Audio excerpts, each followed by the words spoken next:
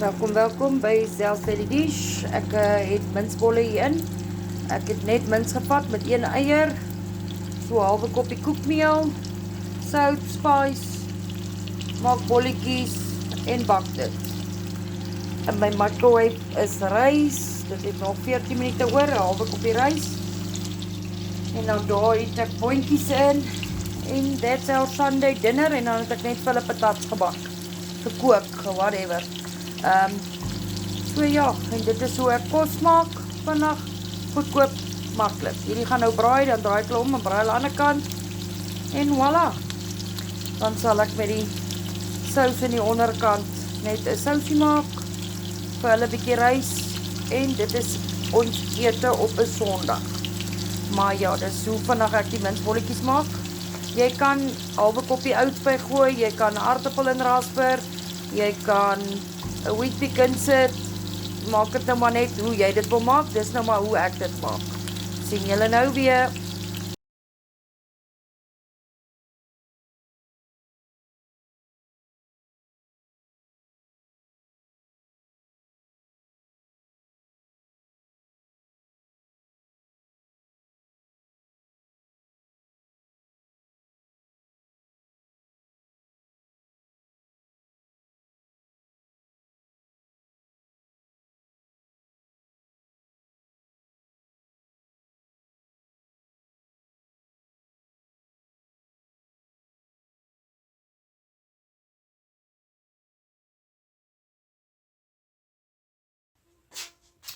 And there you have it.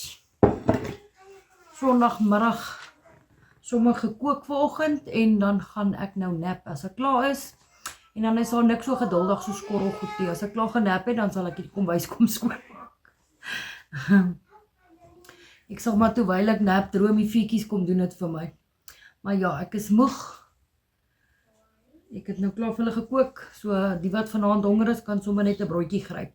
Laat weet my in die comments wat julle eet. Be blessed. Mag julle 'n mooi Sondag hê. En onthou, daar is 18 kaartjies oor van Vadersdag. My details is in my bio. Kan julle my asseblief WhatsApp of 'n DM stuur voor die kaartjies klaar is, en dan kan jy 'n lekker hamper wen. Daar's 'n eerste prys en 'n tweede prys. Julle moet 'n geseënde Sondag hê, en mag julle bekers oorloop, en mag julle sommer net 'n wonderlike week hê. Be blessed. I love you all. Bye.